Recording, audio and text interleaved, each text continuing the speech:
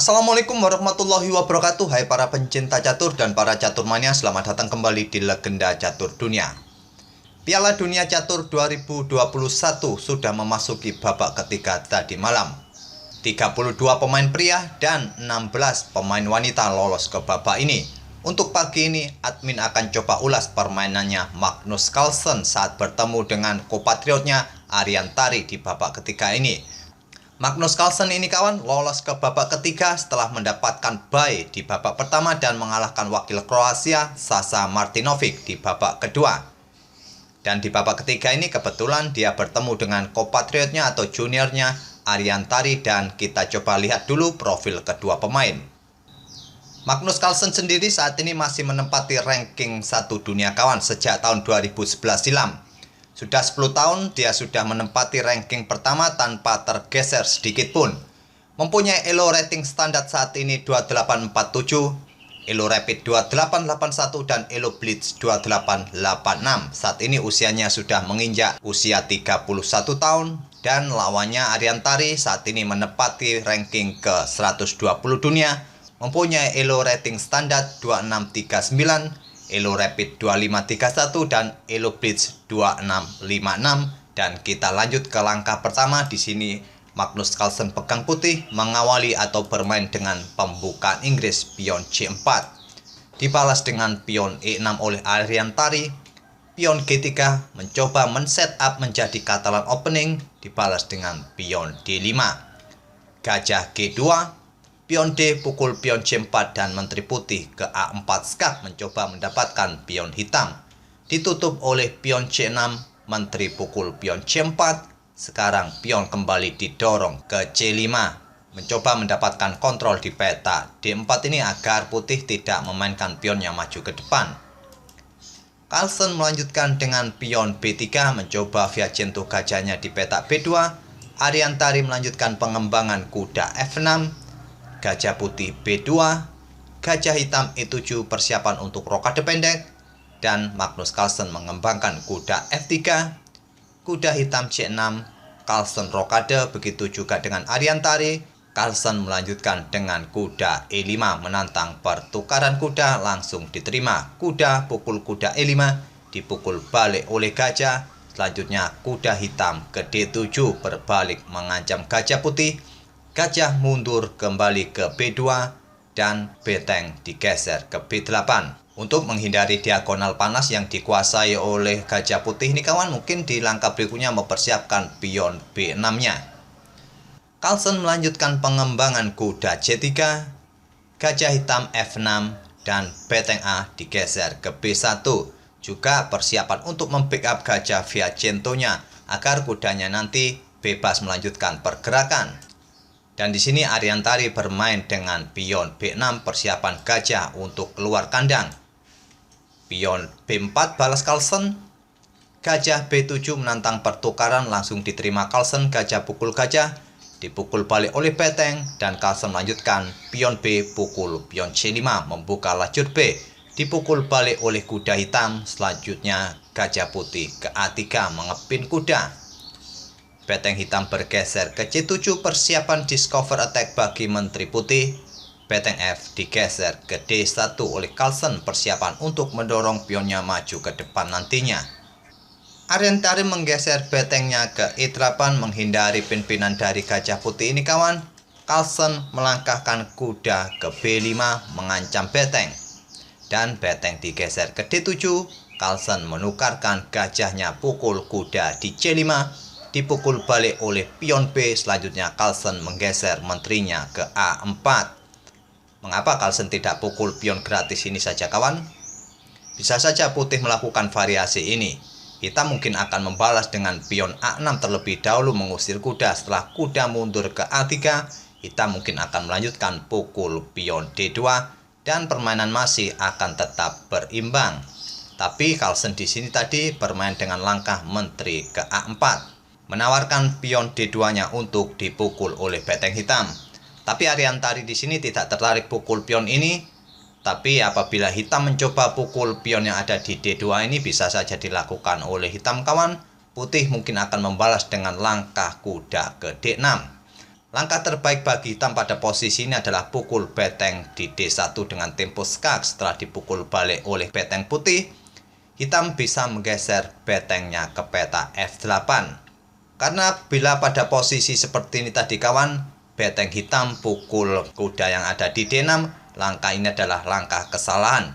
Putih akan melanjutkan pukul beteng hitam. Jika menteri hitam pukul beteng putih ini kawan, selanjutnya ancaman skak. Dibalas atau ditutup di F8, beteng putih akan ke B8, gajah mungkin ke E7, menteri akan mundur ke B5, memberikan discover attack bagi menteri hitam. Dan di langkah-langkah berikutnya, pertahanan hitam akan hancur lebur. Dengan posisi ini, putih pun akan menang dengan variasi ini.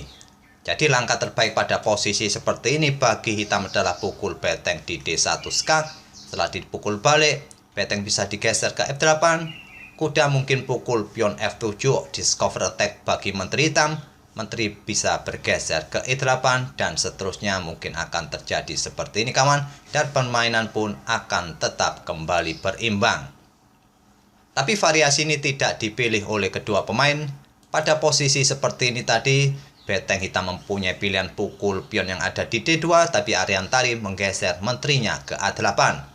Dan Magnus Carlsen bermain dengan pion D3.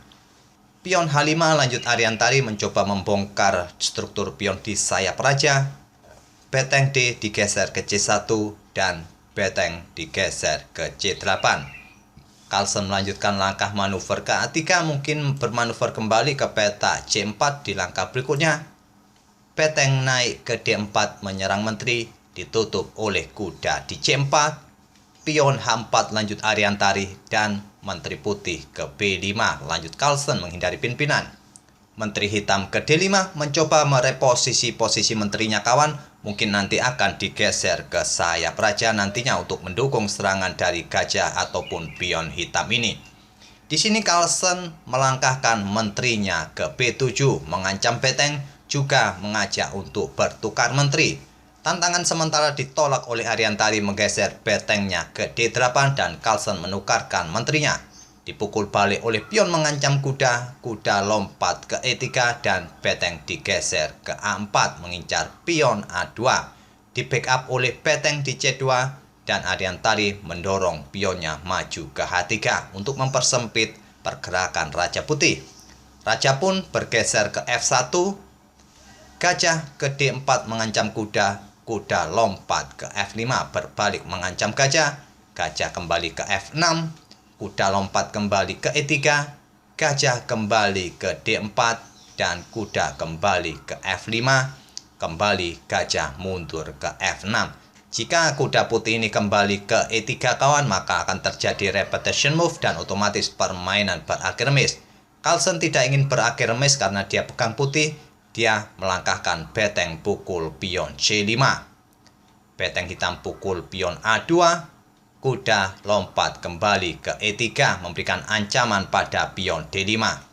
Ariantari tidak berusaha untuk membackup lebih pionnya ini kawan. Apakah mendorong ke peta D4? Dia memilih langkah pion A5. Dan tentu saja kuda pukul pion D5 oleh Carlsen dibalas dengan langkah gajah ke D4 menghindari ancaman kuda untuk mengancam beteng. Simpel Magnus Carlsen hanya menggeser betengnya ke B5 menghindari ancaman dari gajah.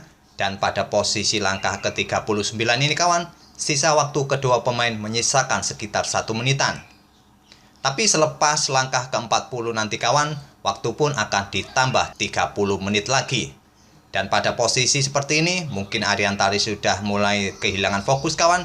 Dia tidak melihat ancaman Magnus Carlsen berikutnya. Dia membuat langkah yang kurang akurat dengan langkah pion A4. Langkah yang cukup bagus bagi hitam adalah menggeser beteng ke peta E8 untuk mengontrol peta E7 dari langkah kuda yang akan lompat ke peta ini.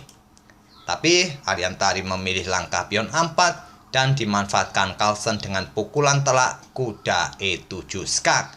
Di sini Ariantari menyerah di langkah ke-40. Ancamannya jelas kawan. Ancamannya adalah Anastasia Mate. Jika raja bergerak ke sisi papan mungkin ke H7 dan beteng putih akan ke H5 skakmat.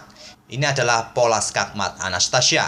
Jika pada posisi ini raja bergerak ke peta F8, ancamannya adalah garbuan kuda pada beteng dan gajah hitam.